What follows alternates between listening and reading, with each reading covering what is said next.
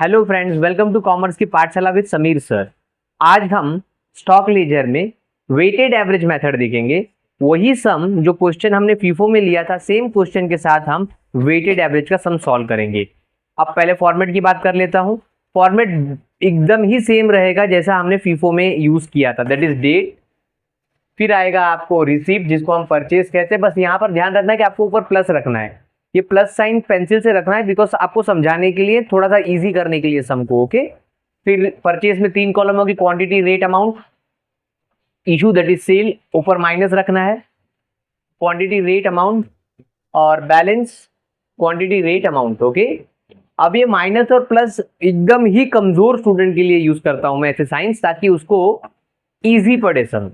बाकी जो थोड़ा बहुत स्मार्ट स्टूडेंट है, जिनको समझ में आता है जल्दी, तो वो कंप्लीट कर लेगा बिना साइन के, खाली लॉजिक के बेस पर। बट कभी कभी क्या होता है कि बहुत सारे बच्चे नहीं कर पाते हैं, भूल जाते हैं, थोड़े बहुत कमजोर रहते हैं, तो उनके लिए ये साइंस इस्तेमाल होता है। ओके, तो लेट मी स्टार्ट।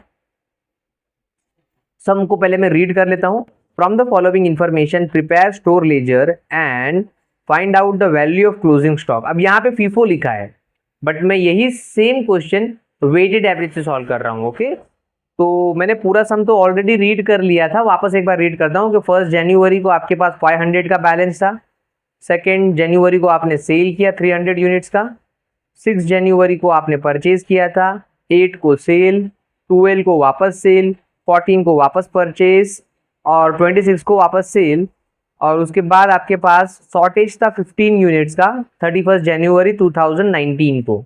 ओके, अब ध्यान से वही सेम पैटर्न रिपीट करना है हमको, कि यहाँ पर भी आपको क्वेश्चन में जब रेट आपको जो दिया है आपके परचेज का और आपके सेल का, सेल मतलब आपका इशू और परचेज मतलब आपका रिसिप्ट। ओके, ये वाला, तो परचेज का रेट आपको लेना है, बट सेल का रेट क्या करना है, इग्नोर करना है, आपको नहीं लेना है। ओके, और ये वेटेड एवरेज का सम है। तो लेट मी स्टार्ट। सबसे पहला आपको 1 जनवरी को बैलेंस है 500 यूनिट्स का और 40 रुपीज़ के रेट से। तो देखिए कैसे करता हूं मैं। पहले डेट में जाऊंगा, 1 जनवरी 2019। ना मैंने परचेज किया ना मैंने इशू किया, ये तो मेरे पास बैलेंस था 500 का और 40 रुपीज़ पर यूनिट था। तो यहां पर आपको 20,000 आ गया। ओके, 1 जनवरी की दुकान में क्लोज करता हूं। अब आगे बढ़ता हूं नेक्स्ट। फिर आप देखोगे तो 2 जनवरी को आपने सेल किया 300 यूनिट्स, 50 रुपीज। अब जो सेल का प्राइस तो इग्नोर करना है, तो ये फर्स्ट इन फर्स्ट आउट नहीं है, ये वेटेड है। ओके, तो सबसे पहले तो मैं यहाँ पे 2 जनवरी 2019 परचेज नहीं, मैंने इशू किया है, सेल किया है। कितने यूनिट? 300 यूनिट्स। ओके, कितने यूनिट? 300 यूनिट्स। तो इसमें से मैं 300 यूनिट्स निकाल लूंगा। इशू तो हमेशा माइनस दिया है, तो आपको बैलेंस में से माइनस करना है, क्वांटिटी क्वांटिटी में से माइनस होगा। तो 500 था, 300 मैंने दे दिया। ओके, कौन से रेट पे वाला था ये? 40 रुपीज के रेट वाला था। तो यहां पर आ गया 12,000। अब इसमें से 300 जा चुका है, तो बचा आपके पास 200, माइनस हो गया ना, करेक्ट। और इसका रेट 40 है, बिकॉज ये 40 वाला ही था, तो बचा है 8,000। अब मैं आपका 2 जनवरी का दुकान भी क्लोज करता हूँ। आप तो बोलोगे सर तो क्या फीफो की तरह जा रहा है? हाँ रुकिए, अभी जब 2 क्वांटिटी आएगा ना, तब वहां पर चीजें चेंज हो जाएगी, फीफो की तरह नहीं होगा वो। ओके, वेटेड एवरेज है। अभी तक तो सिंगल क्वांटिटी ही है हमारे पास, वही बैलेंस का ही डायरेक्टली हमको ऑर्डर आ गया इशू का। अगर हमने बीच में परचेज किया होता तो कुछ चेंज आता। देखो आगे देखते हैं। अब आ गया 6 तारीख, 6 को आपने परचेज किया है 800 यूनिट्स का और रेट है 44। ओके, तो देखिए 6 जनवरी 2019 आपने परचेज किया कितनी क्वांटिटी का? 800 है या 400, भूल गया मैं क्वांटिटी। हाँ, 800 क्वांटिटीज है। परचेज ना, तो परचेज में लिखूंगा। ओके, रेट था 44, तो मल्टीप्लाई कर दूंगा मैं 800 इंटू 44, 35,200। ओके, इशू तो कुछ था नहीं उस दिन का। अब जैसे फीफो में करते थे पहले, तो वैसे ही करेंगे। जो जूना वाला है वो लिख दूंगा 40 रुपीज 8,000। मेरे पास ये ऑलरेडी था, जैसे हमने फीफो में किया था वैसे ही करेंगे। फिलहाल मैं चेंज क्या बताता हूँ आपको। अब ये फ्रेश वाला नीचे लिख देंगे 800 44 35,200। ये मेरा गोडाउन है ना, तो गोडाउन में मेरे पास ऑलरेडी 200 वाला था और मैंने फ्रेश परचेज किया तो 800 वाला भी आ गया गोडाउन में। अब ये वेटेड एवरेज है, इसमें सारी क्वांटिटी को मिक्स कर देना है और हमारी जो क्वांटिटी है वो दोनों को ऐड कर देना है, एक नया रेट फाइंड करना है। देखो फीफो में क्या होता था, हम दोनों दोनों अलग लिखकर फिर आगे बढ़ जाते थे। जो जो सेपरेट क्वांटिटी होती थी उसको अलग अलग लिखते थे, बिकॉज अलग अलग रेट वाली होती थी, फर्स्ट इन फर्स्ट आउट रहता था। बट ये वेटेड एवरेज है। वेटेड एवरेज ऐसे प्रोडक्ट के लिए यूज होता है जो प्रोडक्ट होमोजीनियस होता है। तो हम लोग सारा क्वांटिटी क्या कर डालते हैं, मिक्स कर डालते हैं। तो जब मिक्स कर डालते हैं तो फिर जब इशू करते हैं तो उसमें अब प्राइस का प्रॉब्लम होता है कि कौन से प्राइस से दे, बिकॉज सारी क्वांटिटी हमने जो अलग अलग प्राइस में खरीदी थी उसको क्या कर डालते हैं, मिक्स कर डालते हैं। यस और नो? तो अब इसीलिए यहाँ पे नया रेट फाइंड करना पड़ता है। तो अब इसमें कैसे करना है आपको, हम एक और कॉलम ले लेंगे, यहाँ पर एक लाइन ले लेंगे टोटल का। अब उसमें हम लोग टोटल कर देंगे क्वांटिटी को। तो क्वांटिटी को अगर मैं टोटल करूँ तो यहाँ पे कितना हो जाएगा 1000, और इसको मैं टोटल करूँ तो यहाँ पे कितना हो जाएगा 43,200। अब रेट नया ढूंढना है आपको, जूना रेट नहीं लिखना है, हमेशा रेट टोटल में क्या करना है, नया ढूंढना है। ओके, तो आपको यहाँ पर कितना था 43 और ये 1000 था। तो कैसे ढूंढेंगे रेट, तो देखिए रेट ढूंढने का सिंपल सा फॉर्मूला ऐसा है कि जब आपको रेट ढूंढना रहेगा तो आप ऊपर टोटल अमाउंट ले लोगे और डिवाइड बाय टोटल क्वांटिटी कर दोगे। तो अमाउंट कितना है आपका 43,200 डिवाइड बाय 1000। ओके, तो इसका रेट निकाल लेता हूं मैं। देखिए आपको कैलसी यूज करना पड़ेगा, 35,200 प्लस 8,000, तो आपको होता है 43,200 डिवाइड बाय 1000। तो यहाँ पे आपको रेट आएगा 43.2। ये आपका न्यू रेट है। यहाँ पर आपको न्यू रेट फाइंड करना है, यही इंपॉर्टेंट था यहाँ पर। ओके, इस बात को ध्यान देना है आपको। तो अब मैं इसको क्लोज कर दूंगा उस दिन का। ओके,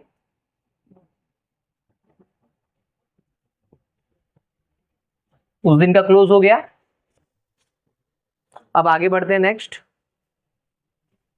अब देखिए, तो यहाँ पर मेन चीज यही थी कि आपको नया रेट ढूंढना है। जब दो क्वांटिटी आ जाए तो आपको नया रेट ढूंढना है। एक क्वांटिटी तो कोई प्रॉब्लम ही नहीं था, सिंगल टाइप की क्वांटिटी थी, सिंगल रेट वाली थी वो। बट जब दो क्वांटिटी जमा हो जाए, दो अलग रेट वाली, तो आपको एक नया रेट ढूंढना पड़ता है। ओके, अब आगे बढ़ते हैं। नेक्स्ट बोलता है आपको फिर आपने 8 को सेल किया 400 यूनिट्स का। ओके, सेल का रेट तो इग्नोर करना है, 400 यूनिट्स। तो मैं यहाँ पर 8 ले लूंगा। 8 जनवरी 2019 मैंने सेल किया ना, तो मेरे पास देखो टोटल में से ही निकालूंगा। टोटल में कितनी क्वांटिटी थी, मेरे पास 1000 थी और मेरे को ऑर्डर कितने का आया है, 8 को 400 का ऑर्डर आया है। ओके, तो मैं ये 1000 में से 400 निकाल लूंगा। रेट कितना था 43.2, नया वाला रेट लेना है। ओके, बिकॉज अभी नया रेट है ना हमारे पास। क्वांटिटी मिक्स हो जाती है तो आप जूना रेट नहीं ले सकते। आपको पता नहीं है कि इसमें से कौन सा वाला 400 है, ये वाला है कि ये वाला, आपको पता नहीं है ना, क्योंकि क्वांटिटी क्या कर दिया, मिक्स कर दिया है। तो आ जाइए हम लोग नया रेट निकाल लेते हैं। नया रेट तो हमने ले लिया है ऑलरेडी 43.2। अब उसको मल्टीप्लाई करके पूरा अमाउंट निकाल लेते हैं, 400 इंटू 43.2। तो यहाँ पर आ जाएगा आपका 17,280। ओके, अब ये क्या करना है, माइनस कर देना है। तो 1000 में से 400 चले गए तो बचे कितने 600। अब अमाउंट माइनस कर देंगे, माइनस करना है। ओके, माइनस करना है। ओके, तो यहाँ पर आपका 43,200 था, तो अमाउंट माइनस कर दूंगा। और माइनस नहीं करूंगा तो भी मुझे पता है कि नया रेट मेरा कौन सा ऊपर वाला, देखो माइनस नहीं करना तो भी चलेगा। पहले तो आप 1000 में से 400 चला गया तो 600 बचा, अब ये 600 इसी में से माइनस इसका रेट क्या था हमारे पास 43.2 था, तो मल्टीप्लाई करके निकाल लेंगे हम लोग 600 इंटू 43.2, तो यहाँ पर आ रहा है आपको 25,000 टू 920। ओके, तो उस दिन का मैं दुकान क्लोज करता हूं।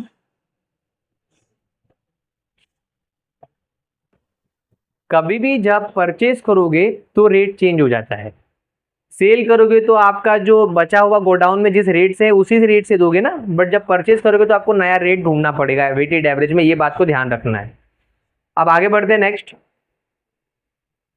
फिर आप देखोगे तो आपको 12 तारीख को वापस आपने सेल किया 300 यूनिट का। ओके, तो वापस 12 को आपको ऑर्डर आया 12 जनवरी 2019, सेल का ऑर्डर आया 300 यूनिट्स का। तो आप जाके पहले गोडाउन में चेक करोगे कितने यूनिट है, 600 है, तो 300 दोगे। अब यहाँ तो इसी का रेट यही है ना, यही है, तो 43.2, अब इसका मल्टीप्लाई करें तो 300 इंटू 43.2, तो आपको आंसर आ जाएगा 12,960 रुपीज। ओके, आपको 12,960 आ गया, इसमें से माइनस कर दें क्योंकि ये जा चुका है ना, सेल कर दिए 300, रेट क्या था इसका 43.2, तो मल्टीप्लाई करेंगे तो वापस हमको मिलेगा 12,960, सेम मिलेगा ना। ओके, अब मैं 12 तारीख की दुकान क्लोज करता हूं,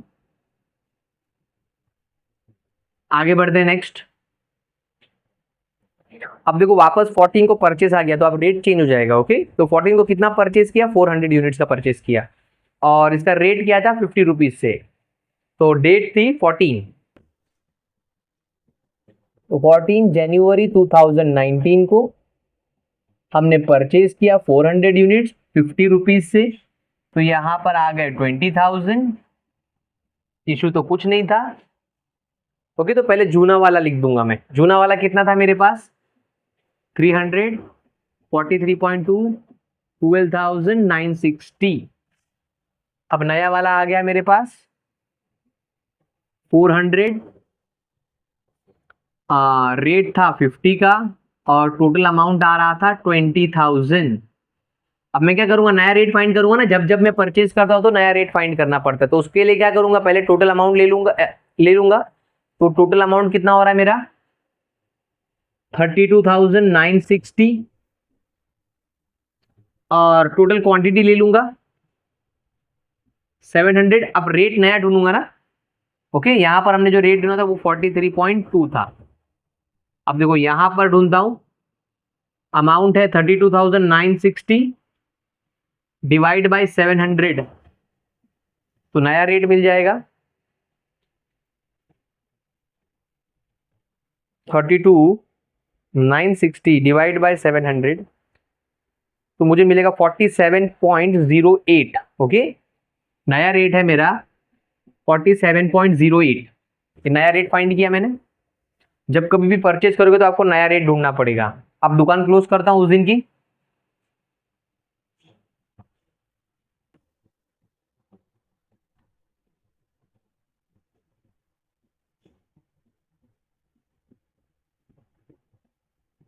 ओके, ये लाइन क्यों कर देता हूँ ऐसा ऐसा ऐसा डैश डैश, ताकि गलती से मैं उसी में ना लिख दूं, बहुत बार बच्चे फिर उसी में लिख देते हैं, ये डैश करने से मालूम पड़ता है कि हाँ यहाँ कंप्लीट हो चुका है। ओके, अब आगे बढ़ते हैं।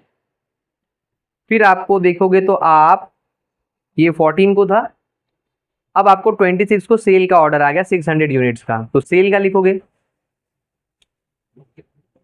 तो 26 जनवरी 2019 आपको सेल का ऑर्डर आया है 600 यूनिट्स का, तो आपके पास कितने यूनिट थे टोटल में 700, तो वहां से आप 600 यूनिट्स दे दोगे। रेट था 47.08 जो हमने यहां पे ढूंढा था। ओके, अब मल्टीप्लाई कर लेंगे इसको, तो 47.08 मल्टीप्लाई बाय 600, तो हमारे पास आ रहा है 28,248। तो 28,248 का हमने माल बाहर भेज दिया। 700 था, 600 जा चुका है, तो बचा कितना? 100। रेट तो वही रहेगा ना ऊपर वाला, तो जब मैं मल्टीप्लाई करूंगा तो कितना आंसर आ जाएगा मुझे? 4,708 रुपीज। अब मैं 26 का दुकान क्लोज करता हूं। अब वापस आप आगे बढ़ते हैं। फिर कहता है कि 31 मार्च जनवरी 2019 को आपको शॉर्टेज आया 15 यूनिट्स का। शॉर्टेज मैंने बताया कि आपको कहाँ पे दिखाना है? इशू में दिखाना है। एक्सेस होगा तो आपको परचेज में दिखाना है, प्लस में दिखाना है। शॉर्टेज है ना तो माइनस, ओके, तो यहाँ पर आपको दिखाना है। तो आपको जब 31 जनवरी 2019 का आप बिजनेस क्लोज कर रहे थे तो आपको पता चला कि आपकी 15 यूनिट शॉर्टेज में है। अब इसका रेट क्या होगा? जो आपको लास्ट ट्रांजैक्शन थी इसके पहले 26 वाली ट्रांजैक्शन थी और उसका रेट क्या था? 47.08। तो वही रेट इसका इस्तेमाल होगा, यही वाला रेट इस्तेमाल होगा।